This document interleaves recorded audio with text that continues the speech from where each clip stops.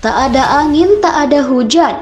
Cina dan Malaysia mulai bertanding 1 lawan 1 di tengah sengketa Laut Cina Selatan. Apakah perang sudah dimulai? Beberapa minggu terakhir telah menunjukkan keberpihakan antara negara-negara Asia Tenggara karena kesepakatan kapal selam kontroversial antara Australia, Inggris, dan Amerika Serikat atau AUKUS. Sebagian besar negara-negara ASEAN, terkecuali Filipina yang merupakan sekutu Amerika Serikat, mempertahankan diri untuk diam sebagai langkah politiknya. Sedangkan Indonesia dan Malaysia secara terbuka mengkritik kesepakatan itu sebagai perkembangan yang bisa merusak kestabilan wilayah di tengah persaingan Sino-Amerika. Namun menolak AUKUS bukan berarti menerima langkah Cina. Mengutip Asia Times, untuk kedua kalinya tahun ini, Malaysia telah memanggil utusan Cina untuk protes melawan gangguan mereka di Laut Cina Selatan. Kementerian Luar Negeri Malaysia minggu ini mengirimkan catatan verbal 4 paragraf ke Duta Besar Cina, Ouyang Yujing, yang mengatakan Malaysia memprotes melawan kehadiran dan aktivitas kapal-kapal Cina, termasuk kapal survei di zona ekonomi eksklusif Malaysia lepas pantai Sabah dan Sarawak.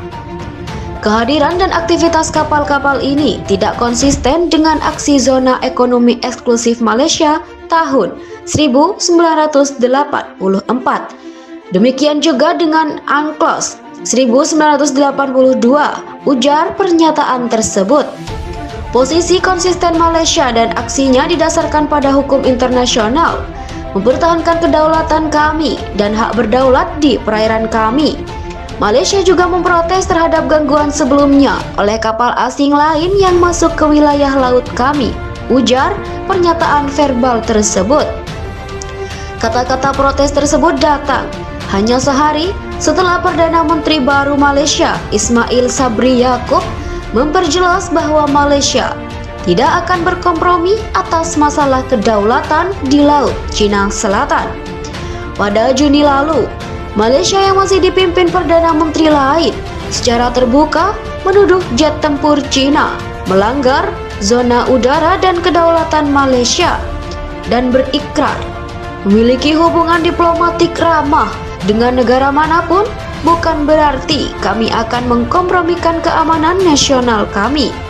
Sebuah ancaman serius. Menurut Angkatan Udara Malaysia, beberapa pesawat militer Cina termasuk Ilyushin 76 dan Xi'an Y-20 disinyalir membuat sebuah formasi taktis di dalam zona udara Malaysia yang kemudian menjadi sebuah ancaman serius untuk keamanan nasional dan jaminan penerbangan. Indonesia dan juga Filipina juga terlibat dalam manuver serupa untuk melawan gangguan Cina yang suka sewenang-wenang masuk ke zona ekonomi Indonesia dan Filipina, menunjukkan perlawanan yang makin ngotot terhadap aksi militer Beijing di laut penuh sengketa itu. Faktanya, 3 negara kunci di ASEAN itu juga telah memperkuat kerjasama pertahanan dan strateginya dengan kekuatan luar, termasuk latihan militer besar-besaran dengan Amerika Serikat beberapa bulan belakangan.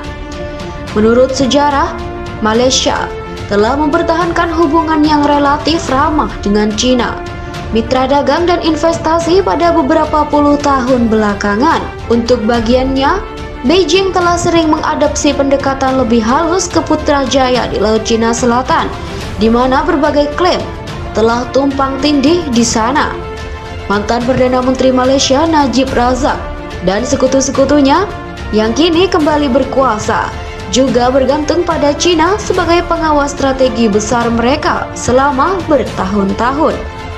Itulah mengapa sedikit pengamat tidak terkejut dengan posisi Malaysia di tengah posisi mereka terhadap AUKUS, ketika mereka menekankan perlunya melihat pandangan Cina, terutama pejabat pertahanan Cina, tentang apa yang mereka pikirkan mengenai AUKUS dan apa aksi mereka selanjutnya.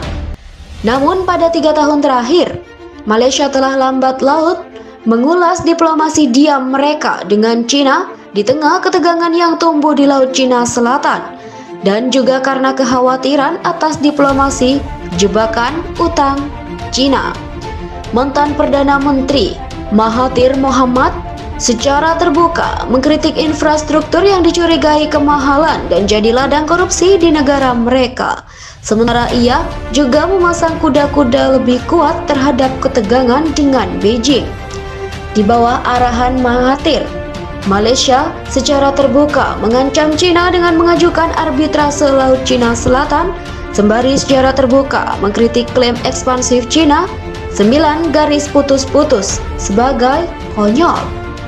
Dimulai pada Desember 2019, Malaysia juga meningkatkan aktivitas eksplorasi energi mereka di wilayah yang sama-sama diklaim Cina dan Vietnam. Walaupun administrasi Mahathir runtuh di tahun berikutnya, Malaysia tetap melanjutkan aktivitas eksplorasi energinya, melanjutkan ketegangan berbulan-bulan lamanya dengan armada Cina yang secara terus-terusan mengganggu aktivitas kapal pengeboran minyak Malaysia West Capella. Mantan Menteri Luar Negeri Hishamuddin Hussein menggarisbawahi Malaysia tetap tegas terhadap komitmennya menjaga kepentingan dan haknya di Laut Cina Selatan. Segera setelah itu, bahkan Raja Malaysia yang seharusnya hanya jadi simbol dan tidak berpolitik juga bergabung, meminta pemerintah Malaysia untuk selalu sensitif terhadap klaim maritim dan mengadopsi sebuah strategi yang mendukung aspirasi geopolitik. Minggu ini, pemerintah Malaysia menyatakan bahwa menegaskan posisi Malaysia dan sumber aksi terkait isu Laut Cina Selatan yang kompleks dan melibatkan hubungan antar negara. Kepentingan nasional Malaysia akan tetap menjadi kepentingan utama. Malaysia telah meningkatkan kemampuan pertahanannya dalam beberapa bulan terakhir.